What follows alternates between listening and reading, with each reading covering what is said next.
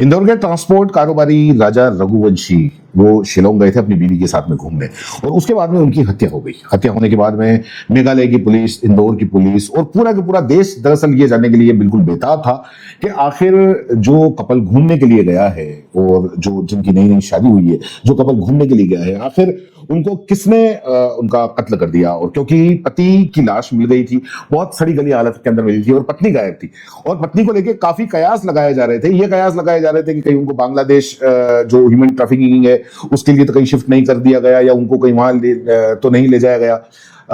कई लोगों के ऊपर शक हो रहा था, कहीं जो है ढाबे वाले पे शक हो रहा था, कहीं गाइड के ऊपर शक हो रहा था और बहुत सारी अलग अलग थ्योरी चल रही थी। उसके अंदर एक थ्योरी ये भी थी कि कहीं ऐसा तो नहीं है कि जो राजा रघुवंशी है इंदौर के जिनका कत्ल हो गया है तो उनकी पत्नी ने उनका कत्ल करवाया। ये थ्योरी भी चल रही थी, लेकिन फिर भी लोग बाग मानने के लिए तैयार नहीं थे क्योंकि जिस तरीके के फोटो उनके सामने आ रहे थे और उनके जो शादी के फोटो थे, उन कपल के फोटो थे, बिल्कुल हंसी खुशी थे। तो ये थ्योरी कोई भी मानने के लिए तैयार नहीं था कि पति की हत्या पत्नी ने करवाई होगी। लेकिन अब पूरे 16 दिन के बाद में 17वें दिन उनकी पत्नी को, जो राजा रघुवंशी की जो पत्नी है सोनम, उसको उत्तर प्रदेश के गाजीपुर से गिरफ्तार किया है और गाजीपुर के अंदर वो एक ढाबे पे वो मिली है और मिलने के बाद में जो चीज सामने आई है वो बहुत चौंकाने वाली है। एक बार फिर से मतलब ये हो गया है कि क्या कोई एक बीवी इतना खतरनाक काम कर सकती है क्या।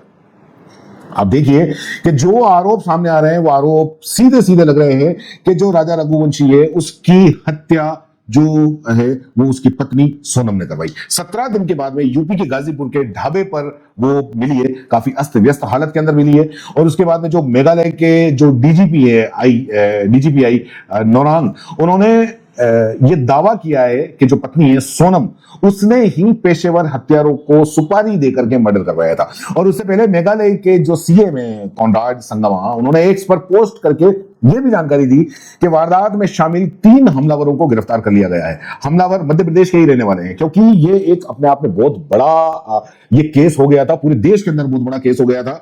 और मेघालय में और जो ये उस जगह घूमने जा रहे थे वहां एक तरीके से ये आरोप लग रहा था कि वहां पर कपल जाते हैं और गायब हो जाते हैं। अब क्योंकि जब मीडिया ट्रायल होता है तो मीडिया के अंदर कई चीजें, कई थ्योरी सामने आती हैं, पुराने केस भी सामने आते हैं।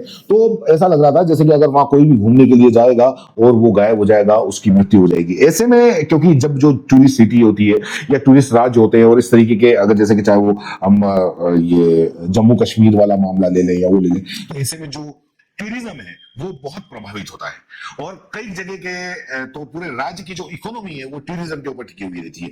ऐसे में मेघालय में काफी टूरिस्ट जाते हैं घूमने के लिए वहां, और जब ये चीज सामने आई कि भाई वहां पे जाके जो कपल है वो गायब हो जाते हैं और उनको बांग्लादेश भेज दिया जाता है, तो ये पूरे राज्य के लिए एक बहुत नाक का मुद्दा हो गया था, एक बहुत बड़ा केस हो गया था और इसको सॉल्व करना भी बहुत जरूरी था। और आखिर 17वें दिन उनकी पत्नी मिल गई। तो उसमें यह जरूरी है कि आखिर वो हत्यारे कहां के थे, क्या वो शिलांग के थे, क्या वो मेघालय के थे। तो सबसे पहले जो सीएम ने जो ट्वीट किया उसने यही किया कि 3 हमलावरों को गिरफ्तार कर लिया गया है और इन हमलावरों में जो मध्य प्रदेश के ही जो हैं वो रहने वाले हैं।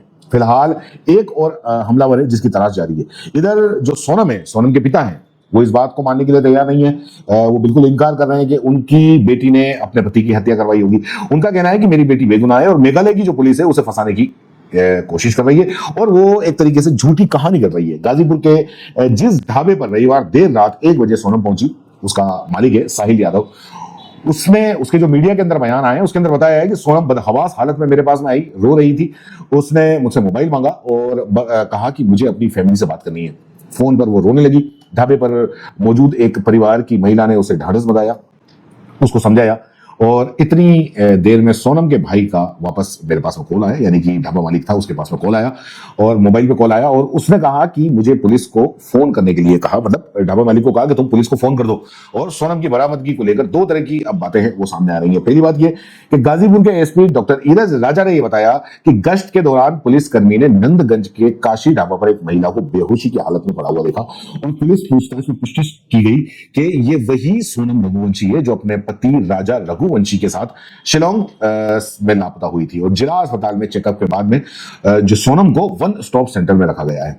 अब दूसरी जो थ्योरी सामने आ रही है, दूसरी बात सामने आ रही है, वो ये है कि सोनम के पिता देवी सिंह ने यह बताया कि रात करीब 2 बजे सोनम गाजीपुर के एक ढाबे पर पहुंची, जहां पर वो ढाबे वाले से कहकर भाई गोविंद को कॉल किया। गोविंद ने गाजीपुर में अपने परिचितों को वहां भेजा और इसके बाद उन्होंने सोनम से फोन पर बात करवाई। अब पुलिस ने यह कहा कि तीनों जो आरोपी हैं जिन्होंने हत्या करी है वो इंदौर के ही नंदबाग के रहने वाले हैं। इंदौर के में जो additional SP DGP crime branch Rajesh Dandodiya, उन्होंने कहा कि हमने 2 आरोपियों को इंदौर और एक को इंदौर के पास से हिरासत में लिया है और तीनों ही नंदबाग के रहने वाले हैं। उत्तर प्रदेश के ADG law and order Amitabh Yash ने यह बताया कि सोनम ने सुबह लगभग 3 बजे अपने परिजनों को कॉल किया और बताया कि वो बनारस गाजीपुर मुख्य मार्ग पर स्थित काशी ढाबे पर है। ये जानकारी सोनम के परिजन ने इंदौर पुलिस को दी और इंदौर पुलिस ने गाजीपुर पुलिस से संपर्क किया।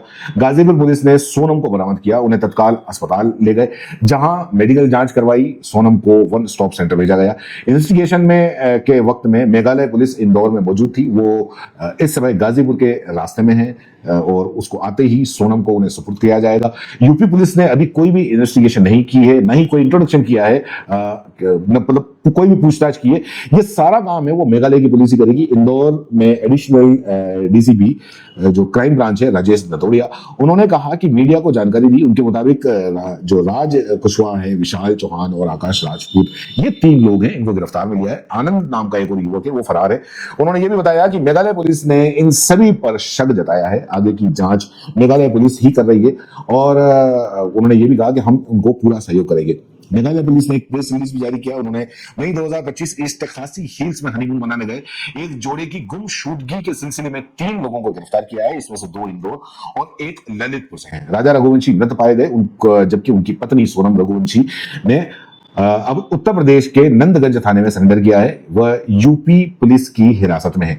ये गिरफ्तारियां मेघालय पुलिस की एसआईटी द्वारा एसडीआरएफ और एनडीआरएफ और अंतर्राज्यीय एजेंसियों के सहयोग से चलाए गए बहुराज्यीय अभियान के तहत हुई है और जो भी आगे की कानूनी कार्रवाई है वो जरूरी है। अभी तक ये पता नहीं चला है कि जो सोनम है उन्होंने अपनी पति की हत्या क्यों करवाई। हालांकि ये भी माना जा सकता है कि हो सकता है उनका कोई अफेयर रहा हो, लेकिन ये पूरी जानकारी अभी फिलहाल सामने नहीं आई है। जब भी हम आएगी आप हमारे चैनल पर बने रहिए, सब्सक्राइब करिए, हम आपको लगातार ये जानकारी देते रहेंगे। धन्यवाद।